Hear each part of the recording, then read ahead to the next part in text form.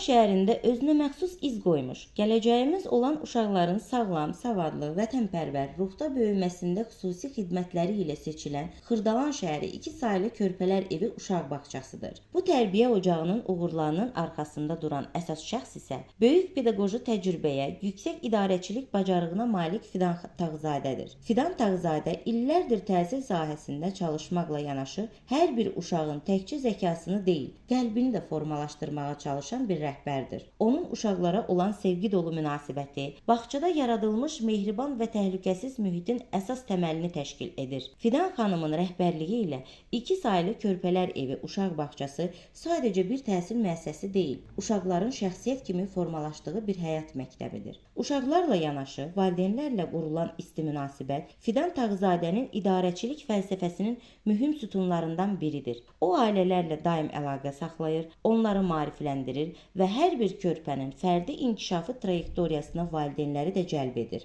Bu qarşılıqlı əməkdaşlıq uşaqların bağçaya sevə-sevə gəlməsinə və burada daha sürətli inkişaf etməsinə şərait yaradır. Ən önəmlisi də odur ki, Fidan Tağızadə hər bir uşağın yalnız bu gününü deyil, sabahını da düşünür. O körpələrdə vətənə məhəbbət, ailəyə hörmət, ətraf mühitə qayğı və humanist dəyərləri aşılayan layihələr öncülük edir. Milli mənəvi dəyərlərin qorunması və uşaqlara ötürülməsi onun tərbiyə prosesində əsas istiqamətlərindən biridir. Xüsusilə şəhid və qazi ailələrinin övladlarına göstərilən qayğı və diqqət Fidan xanımın yüksək mənəvi dəyərlərə sadiqliyinin bariz nümunəsidir. Bugün Xırdalan şəhər 2 saylı körpələr evi, uşaq bağçası Xırdalan şəhərində körpələrin sevinclə gəldiyi, valideynlərin isə inamla övladlarını etibar etdiyi nümunəvi bir körpələr evidir. Fidan Tağızadə təkcə bir bağçanın müdiri deyil, bir nəsil formalaşdıran, onların ilk addımlarında yol yoldaşı olan, sevgisi ilə gələcəyi işıqlandıran dəyərli bir təhsil